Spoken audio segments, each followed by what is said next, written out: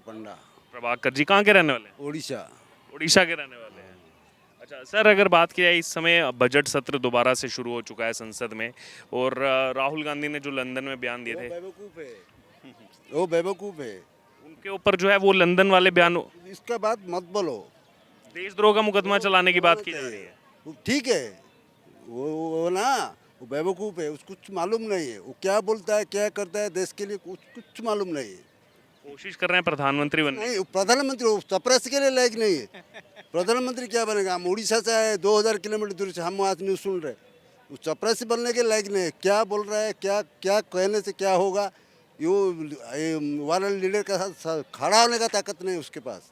नरेंद्र मोदी है, उसके लिए है हिंदुस्तान चल रहा है। वो जिस दिन चला जाएगा हिंदुस्तान, आधा चाइना नहीं जाएगा, आधा पाकिस्तान नहीं जाएगा। सर यही जो आपने बात की इसी मुद्दे को लेकर कांग्रेस के देखिए, हम आप बोला तो हमारा बोल दिया, कांग्रेस से क्या बोलूँ मैं। कांग्रेस के प्रभारी हैं सुखजिंदर यहाँ पर रंधावा। वो उन्होंने आज बड़ा बयान दिया। उन्होंने कहा है कि मोदी को खत्म करना होगा, मोदी को खत्म नहीं किया तो देश। कोई कुछ नहीं कर सकता, वो बोलता है, झूठ बोलता है, कुछ नहीं कर सकते।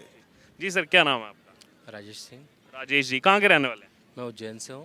उज्जैन से बाबा महाकाल की धरती से। अच्छा, मध्य प्रदेश की बात की जाए तो देश की निगाहें हैं क्योंकि चुनाव आने वाला है मध्य प्रदेश में विधानसभा का। क्या मूड है इस बार? देखिए, रुख तो वोट के बाद ही पता पड़ेगा, पर लोग कुछ ना कुछ चेंज चाहते हैं। अच्छा, दूसरी तरफ अगर बात की जाए बजट सत्र फिर से शुरू हो गया है संसद में और राहुल गांधी ने जो बयान दिए थे लंदन में जा कर के वहाँ पर भारतीय लोकतंत्र पर जो सवाल उठाए थे उसको लेकर जो बीजेपी के सांसद हैं वो यहाँ पर कड़ा रुख अपना रहे हैं कि माफ़ी मांगनी चाहिए या फिर उनके खिलाफ जो है मुकदमा चलना चाहिए कि कैसे यहाँ के इंटरनल मैटर को वहाँ उठा रहे हैं और कह रहे हैं बोलने नहीं दिया जाता, जबकि एक एक घंटा भाषण अभी हाल ही में उन्होंने दिया था बजट सत्र में। देखिए, स्वतंत्र देश के नागरिक हैं, यहाँ सभी को बोलने का अधिकार है और मुझे नहीं लगता कि कहीं पर भी उन्होंने मतलब जो देश दूसरे देशों में जाकर वो जिस तरह से बता रहे हैं हमारे देश की बुराई करना उस देश में जाकर, वे सबसे पहली चीज़ तो यहीं पर उन पर पाबंदियाँ लगानी चाहिए। देन उसके बाद उन्हें सोचना चाहिए कि हमारा देश किस तरफ जा रहा है। सहयोग की अपेक्षा वो हमेशा विस्फोटक बातें करके लोगों को जो भड़काऊ भाषण देते हैं उसमें कुछ चेंज लाना चाहिए। क्या लग रहा है ये भी एक कारण हो सकता है कि लोग थोड़ा सा कांग्रेस को इतनी सबसे पुरानी पार्टी है कांग्रेस, लेकिन कहीं ना कहीं वो थोड़ा सा ट्रस्ट नहीं बना पा रहे हैं? देखिए, सफल नेतृत्व के लिए अनुभव की ज़रूरत है और उन्हें अनुभव भी बिल्कुल भी नहीं है। शीर्ष में किसी अच्छे नेता को उन्हें लाना पड़ेगा और यही कारण रहेगा कि कांग्रेस बदलाव ला पाएगी, नहीं तो बीजेपी अच्छा कार्य कर रही है। अच्छा, उसके अलावा अगर बात की जाए मध्य प्रदेश के साथ राजस्थान का भी चुनाव आने वाला है। मध्य प्रदेश का पड़ोसी राज्य है, वहाँ के जो कांग्रेस के प्रभारी हैं रंधावा, उनका एक स्टेटमेंट अब सामने आ रहा है। वो मुद्दों से हट करके वो उन्होंने दोबारा से वही बात की जो कांग्रेस दोहराती है। ये कह रहे हैं कि मोदी को हटाना होगा, मोदी को ख़त्म करना होगा, तभी देश बचेगा, मोदी रहा तो देश बर्बाद हो जाएगा। देखिए, वो राजस्थान है, राजस्थान 5 साल में खुद ही स्वयं लोगों को चेंज कर देता है। अभी तो ये देखना है उन्हें खुद कि वो रह पाएंगे कि नहीं। मोदी को हटाना तो बहुत दूर की बात है, क्योंकि राजस्थान ने हमेशा बदलाव करे हैं और ये वापस वही सत्र है जब वो दोबारा बदलाव की तरफ अग्रसर है। एक छोटा सा कमेंट, क्योंकि अभी मेरे को याद आया उज्जैन का आपने जिक्र किया। काशी विश्वनाथ कॉरिडोर बनने के बाद महाकाल कालेश्वर कॉरिडोर वहाँ पर बना है और भव्य वो हमने देखा उसके जो उसके बाद पिक्चर्स आई, पूरा भव्य बनाया गया उसका रास्ता। आप कैसे देख रहे हैं? उसके बाद कुछ बदलाव हुआ वहाँ टूरिज्म में या कैसे उस चीज़ को वहाँ के स्थानीय निवासी देख रहे हैं? देखिए, ज्योतिर्लिंगों में 12वें ज्योतिर्लिंग हैं, वो भूत भावन महाकाल हैं और कॉरिडोर बनने के बाद वहाँ बहुत ज़्यादा टूरिज्म में अंतर आया है।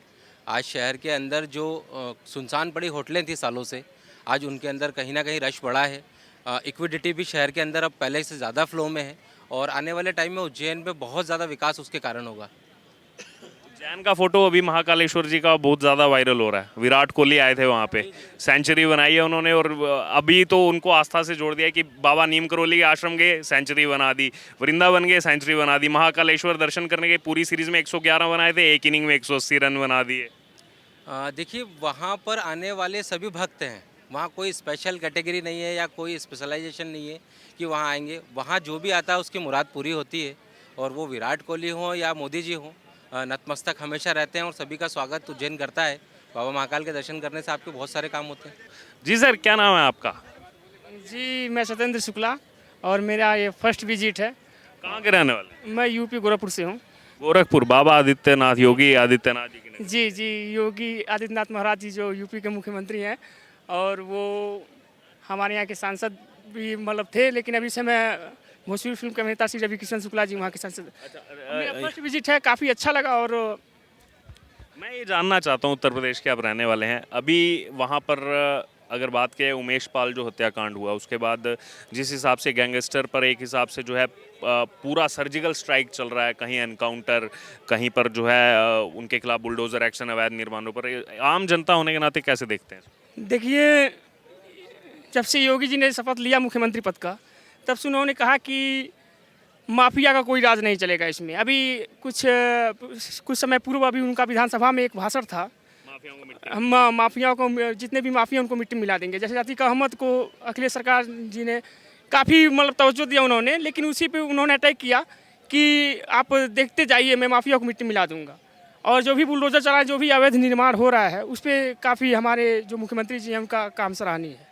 अच्छा, दूसरी तरफ अगर बात की जाए 2024 आने वाला है, सभी तैयारी कर रहे हैं। राहुल गांधी लंदन गए थे, ब्रिटिश संसदों के साथ उन्होंने वहाँ पर जो है कुछ बयान किए थे, भारत के आंतरिक मुद्दे उठाए थे कि मुझे बोलने नहीं दिया जाता, मेरी आवाज़ दबा दे रहे हैं, मेरे पीछे जासूसी लगा दी है। हालांकि वो सुप्रीम कोर्ट में कुछ प्रूव नहीं हुआ। राहुल गांधी जी तो काफ़ी कुछ बीजेपी की लगातार जीत से जो है उनके अंदर बौखलाहट सी आ गई है, और वो कुछ ना कुछ योजना निकाल करके काफ़ी मतलब देखिए पद यात्रा निकाल दी है, कितना हो पद यात्रा चलते। इसके पहले क्यों नहीं उन्होंने जन समुदाय से मिलने का कोशिश किया? क्यों मतलब ऐसा ये सब जो भी विचार उनके, मोदी की लगातार जो उनको जीत देख रहे हैं, जो भाजपा की लगातार जीत देख रहे हैं, एक विचारधारा उनकी बदल गई है और सोच रहे हैं कि कैसे लोगों, इसके पहले भी तो जितना वो मोदी मोदी कर रहे हैं, काश अगर वो एक बीजेपी पे राजनीति करते, मतलब बीजेपी को हटाने के लिए, लेकिन मोदी का नाम अधिकतर ले करके ये लोग मोदी को हिट कर दे रहे हैं। जो ये मैं कह रहा था, ब्रिटेन में जो ये बयान दिए गए, इसको लेकर अब बीजेपी के सांसदों की तरफ से मांग उठाई जा रही है कि ये माफ़ी मांगे या फिर इन पर देशद्रोह का मुकदमा हो। बाहर जाकर कैसे यहाँ के आंतरिक मुद्दे उठा रहे हैं और झूठ बोल रहे हैं बाहर जाकर। हाँ, ये तो सही बात है, ये सब नहीं करना चाहिए। खुद इतने बुद्धिमान आदमी हैं, पता नहीं गांधी परिवार से बिलोंग करते हैं, तो वो ये सब चीज़ नहीं बोलना चाहिए। जाकर के ब्रिटेन में ऐसे भारतीयों के खिलाफ मतलब अपमानजनक जो होता है, ऐसा लैंग्वेज उनको नहीं बोलना चाहिए। अच्छा, आपने अभी एक जिक्र किया इस बात का कि उनका पूरा पॉलिटिक्स मोदी पर जो है वो डिपेंडेंट है। राजस्थान में एक चुनावी जनसभा को वहाँ के कांग्रेस प्रभारी संबोधित कर रहे थे और कह रहे थे कि मोदी को ख़त्म करो, बाकी काम सब छोड़ दो। मोदी ख़त्म होगा तो देश बच जाएगा, मोदी रहा तो देश बर्बाद हो जाएगा। बात सही बोले, क्योंकि मोदी ही एक ऐसे नेता के रूप में है कि देखा जाए एक अकेला व्यक्ति जो है पूरे देश को हिला करके रख दिया, एक प्रकार से कहा जाए। मतलब अभी देखिए 70 साल तक कांग्रेस राज कर रही थी, उसके बाद बीजेपी का कोई नामो निशान नहीं था, लेकिन एक ही आदमी जो है पूरे भारतीय लोगों में एक अलग तरह का उन्माद फैला दिया और मतलब अलग तरीके से एक विख्यात हो गया, और अकेले अपने दम पे जो है पूरे देश में बीजेपी को लागू शासन ला दिया उन्होंने। जी सर, आपका क्या नाम है? रिंकेश इंडोलिया। आप कहाँ के रहने वाले हैं? मैं उज्जैन का ही हूँ। आप भी बाबा महाकालेश्वर की धरती से आ रहे हैं? जी अच्छा, पहले बाकी सवाल पूछने से पहले महाकालेश्वर कॉरिडोर बनने के बाद क्या बदलाव देखने को मिला? पहले कैसा था, यहाँ क्या हुआ? पहले इतनी ज़्यादा पब्लिक नहीं आती थी वहाँ पर अब ज़्यादा पब्लिक आने लगी है। बाहर से टूरिज्म बढ़ रहा है वहाँ पे धीरे धीरे, मगर पहले से बहुत ज़्यादा पब्लिक आती है। मतलब मैनेज करना भी बहुत मुश्किल हो जाता है कई बार तो, क्योंकि ये इंदौर रोड जो है, इंदौर से एयर जो जी वो जो कनेक्टिविटी है, तो वहाँ से ही कनेक्टिविटी है, तो वो रोड पूरा कई बार जाम भी हो जाता है।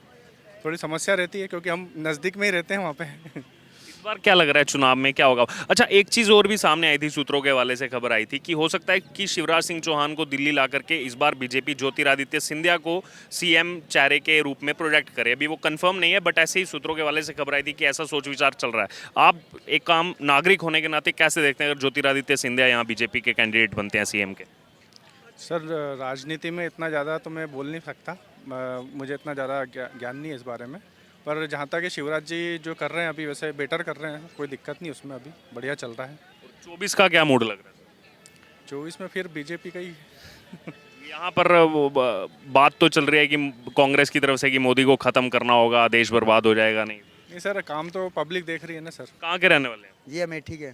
अमेठी के रहने वाले हैं? जी सर। राहुल गांधी का संसदीय क्षेत्र था पहले, अब तो वहाँ पर स्मृति ईरानी है। हाँ सर, राहुल गांधी क्योंकि वहाँ एमपी रहे हैं, वहाँ से अभी जो उन्होंने लंदन में बयान दिए जिसको लेकर पूरे देश में आलोचना हो रही है, अब संसद का सत्र शुरू हो चुका है, तो अब यहाँ पर ये मांग की जा रही है कि राहुल गांधी पर जो है इसको लेकर के जो है देशद्रोह का मुकदमा उन पर चलाया जाए। वहाँ जाकर के भारत के आंतरिक मुद्दे उठा रहे हैं, कह रहे हैं मुझे बोलने नहीं दिया जाता। अरे उनको बोलने दे रहा है, कुछ काम ही नहीं किए हैं अमेठी में, तो क्या होगा? जब कुछ काम करना ही नहीं है उनको चाहते। जब से बीजेपी सरकार आई वहाँ की रोडें देखो, सड़कें देखो, अच्छी हो गई हैं। स्मृति ईरानी समृति ईरानी के आने के बाद से क्या कुछ बदला है वहाँ? बहुत कुछ बदला है सर, पूरी सड़कें बदली हुई हैं, रोड हाईवे वगैरह हो गया, अच्छे अच्छे रोड बन रहे हैं।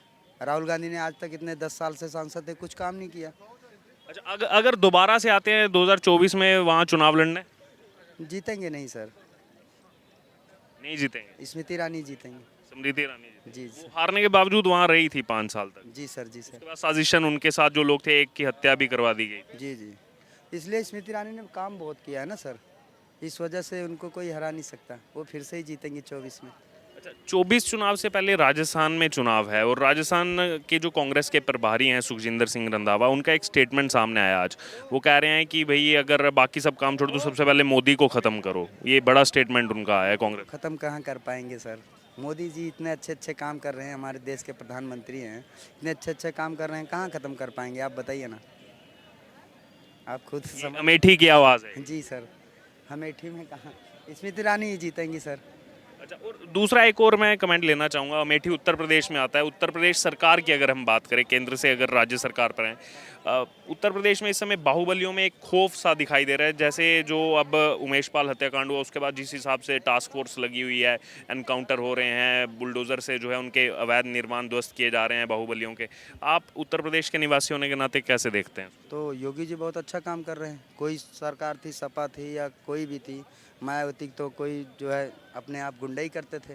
अब बाबा के आ जाने के बाद सारी गुंडई शांत है। अब इतना आप खुद समझ रहे हैं, पेपर वाले वो आप। आपका चेहरा दिखा रहा है खुशी। हाँ, खुशी है ना, सब सेफ महसूस कर रहे हैं। पहले कोई सेफ ही महसूस नहीं करता था, अब सारे सेफ महसूस कर रहे हैं, तो अच्छा लगे ना। बाबा की सरकार